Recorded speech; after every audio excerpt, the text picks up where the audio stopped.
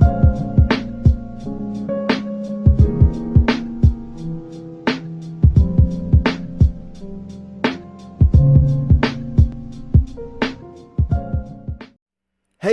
what's up everyone? This is Silver Slayer. Welcome back, ladies and gentlemen. Today I have the dumbest article that I've probably ever found in the 6 years that I've been covering articles on this channel. I swear this thing is so stupid, talking about how silver's not real money. Now, it's coming from Gold Facts. It's coming from a site that talks about gold, Kelsey Williams Gold. If you guys don't remember, I covered a video yesterday where this other guy, which his last name I think was Williams, so these two, Kelsey, might be related, but he has another site pumping gold, and he dogged the absolute crap out of silver, and I ripped that article apart as well. So it's going to be interesting to see the points she made, and it's going to be a fun video, and if you are a true silver stacker like me, I think you're going to get some good entertainment out of this. And if you're someone looking on the sidelines, you're going to get some good educational information about silver as well. Before we start, I got a couple things to announce. We're about to be doing my 45,000 subscriber silver giveaway. We have 100 subscribers left. So yes, stay tuned. You got to be subscribed, because if not, you're going to miss the entry video. And I definitely think you want to subscribe to that one. I also have a new second channel.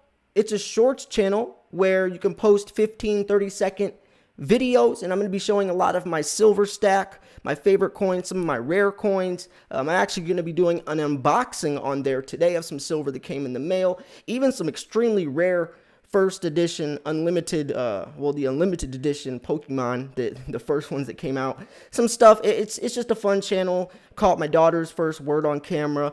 Just stuff like that. If you want to see, if you enjoy my content and want to see a deeper perspective into stuff that I like and want to post, it's going to be super fun, and I definitely think you would enjoy it.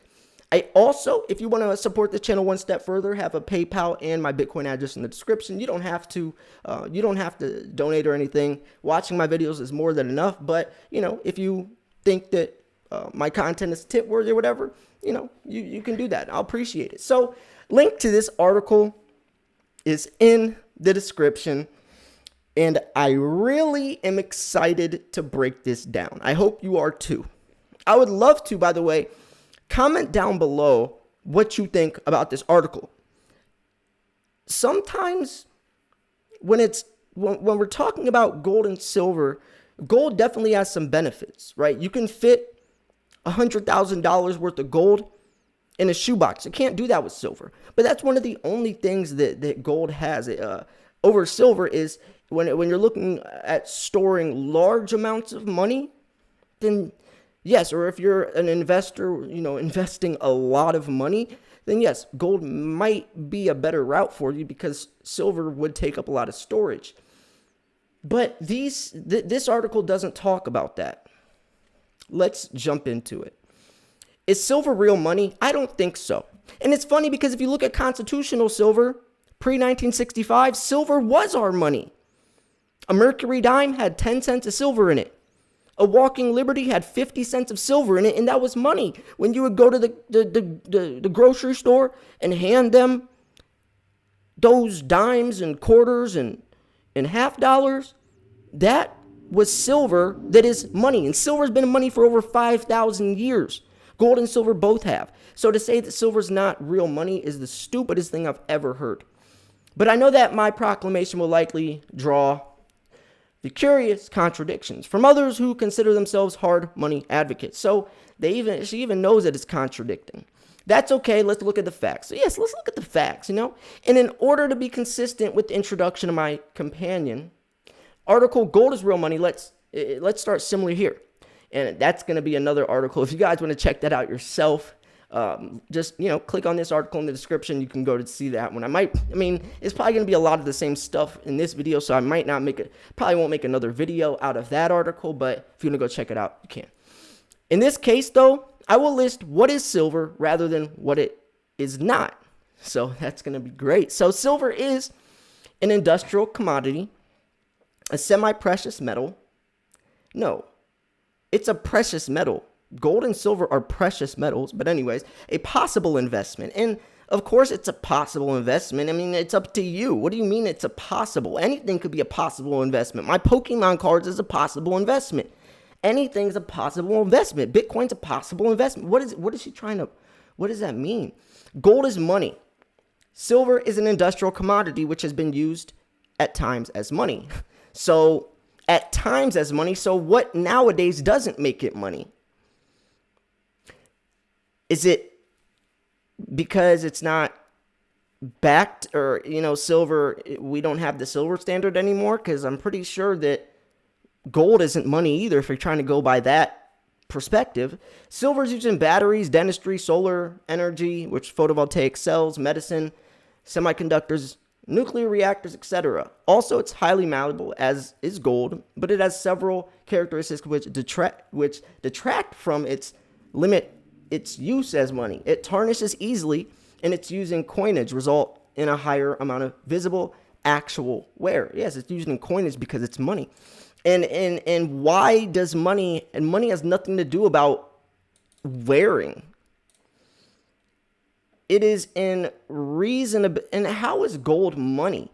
Money is something that it's exchanged between two people for equal or amount of, of the good. Money is something that they made back in the day to trade something for something of equal value. How is gold going to be money?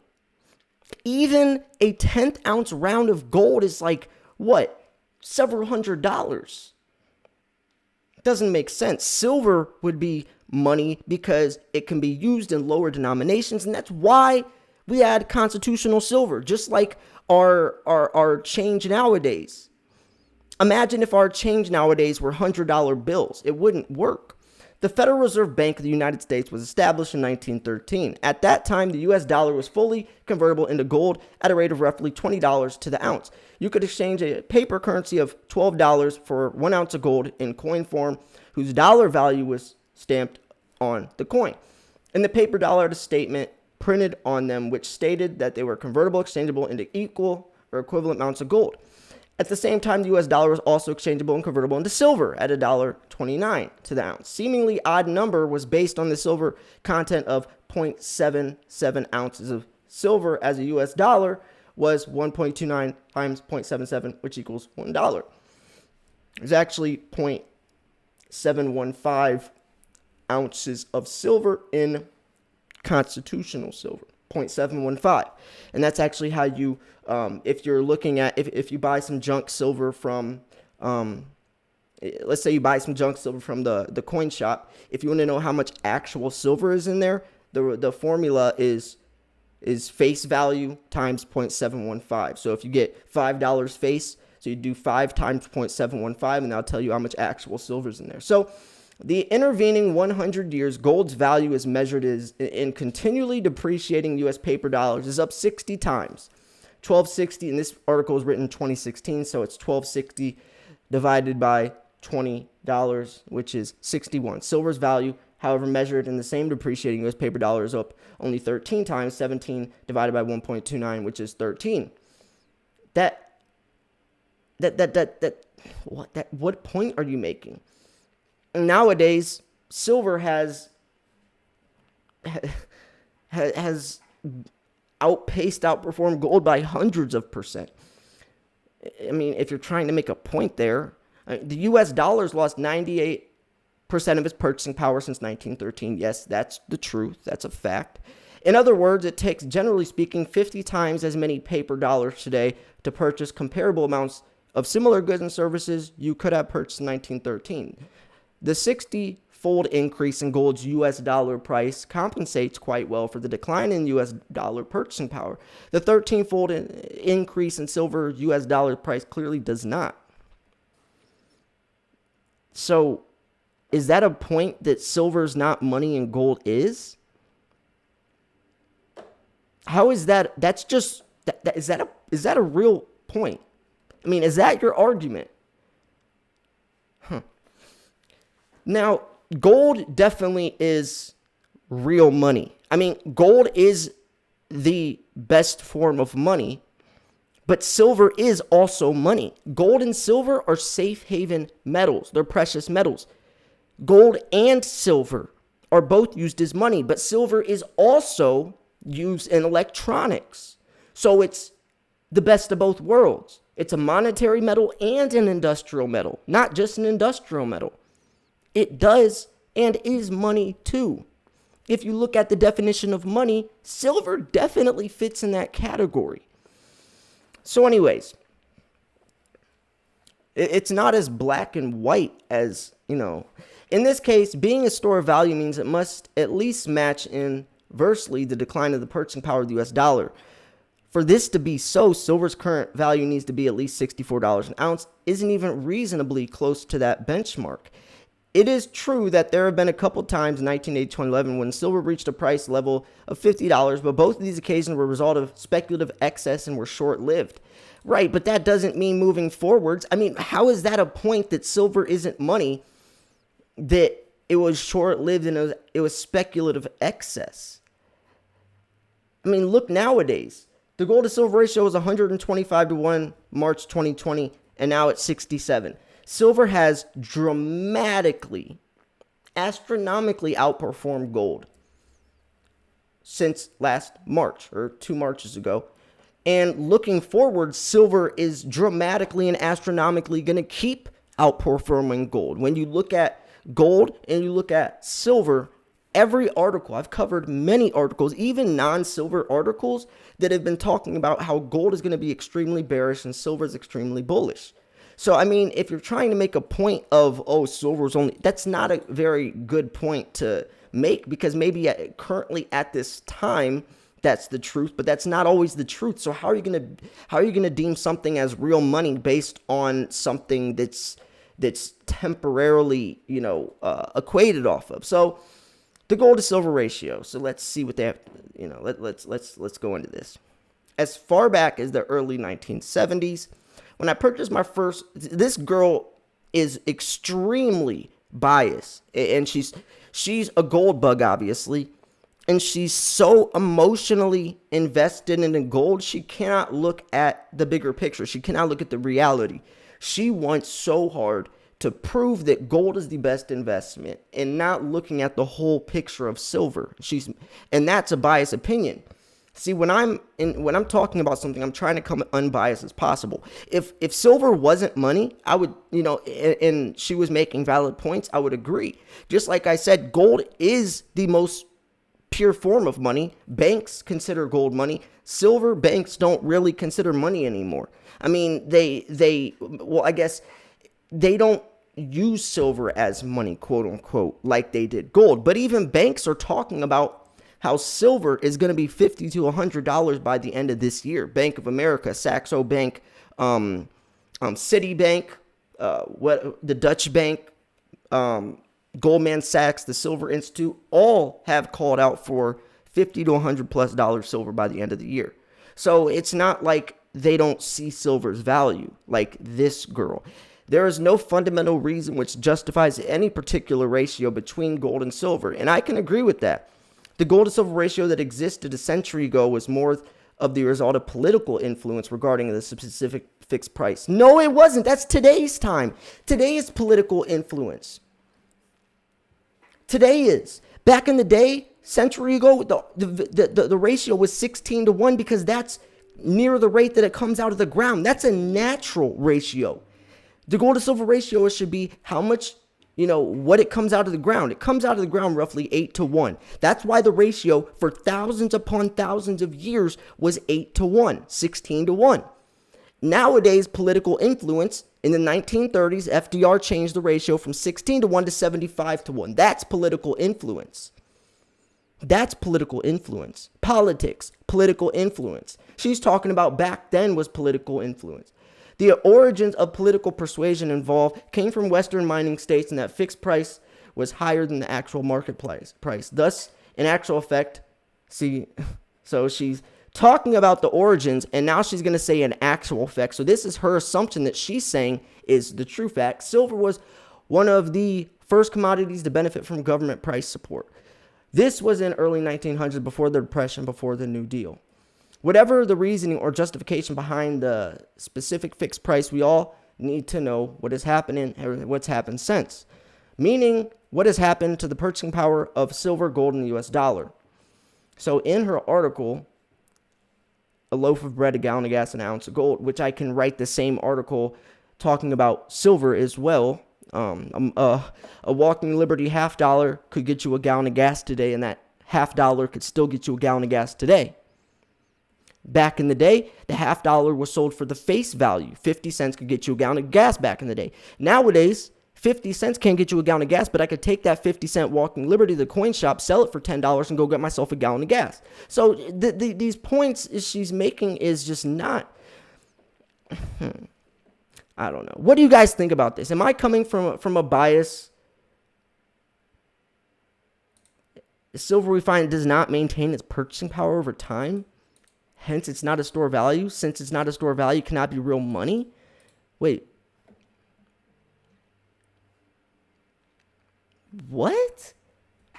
Does that mean that silver can't or shouldn't be used as money? No, of course not. For one thing, it is certainly a better choice than paper currency, well, of course, and its use as money is evident throughout history. Two of the most recent examples are U.S. silver coin and British pound. Nevertheless, silver's role as money will likely and should be secondary to gold. Yeah, it's secondary to gold, but you're saying that silver is not real money. It is maybe not as much as gold, but you can't say that silver isn't money. It is. With industrial use primarily and sometimes secondary role as money. It's an industrial and a monetary metal. I don't know. I just thought that was extremely stupid, and there was a lot of bias there. She made like 1 or 2 points in this entire article that I could agree with, and that she had some clarity, but still, I just don't like this article, and that's why I wanted to share it, because someone who hasn't invested into either, who's looking into it, could see this article, and they could in return just start buying a whole bunch of gold, when silver is a cheaper, more affordable, and highly opportunistic or more profitable version of gold. Yes, diversity is key, but I definitely think silver is a lot more undervalued, as we saw from 125 to 1 March 2020 to now 67 to 1. Silver's a lot more undervalued, and wouldn't you buy the more undervalued thing instead of the more overvalued thing? When you're buying something overvalued, you're paying overpriced. If you're buying something that's undervalued, you're getting a better deal. So if you're an investor, you want to invest into the undervalued thing. Especially looking forward, silver's used in everything. 5G electric vehicles, solar panels, silver lithium-ion batteries, and is becoming more scarce. Silver makes a lot more sense to invest into. It's crazy. It's crazy, and I wanted to share it with you guys. What do you think? Anyways, I'm going to wrap this video up here.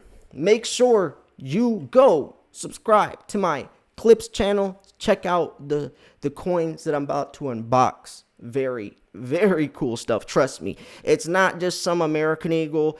These coins are very unique and very, very cool. You're going to want to see it. Trust me. Also, make sure you're subscribed, because I'm going to be doing my 45,000 subscriber silver giveaway very shortly. And trust me, you don't want to miss that either. If you want to throw me a tip, kind of like a bartender, waiter, for services, if you think this, because I do put a lot of time, money, and energy in my videos. So if, you want to throw a tip and say thanks or whatever, you can. Watching the video really is more than enough, and I appreciate every single one of you, especially if you stuck around this long into the video. Watching it all the way through does a lot. Liking the video, commenting, sharing really helps the video out as well. I really want people to see this, especially people that might be on the fence about silver. I just want people to know the reality. I tried to make this article cover this article as unbiasedly as possible, and I hope I did that. I did try to look at both sides. I just was trying to deem what she was saying, showing the context and the reality of it. Because you can say something, but if you can't back it with anything, then what you're saying really doesn't hold any weight. So anyways, I'm going to wrap this video up here. If you thought this video was educational, informational, at least entertaining, make sure to smash the like button. I post daily videos. Thanks for tuning in. This was Silver Slayer. I'll see you guys soon. Peace.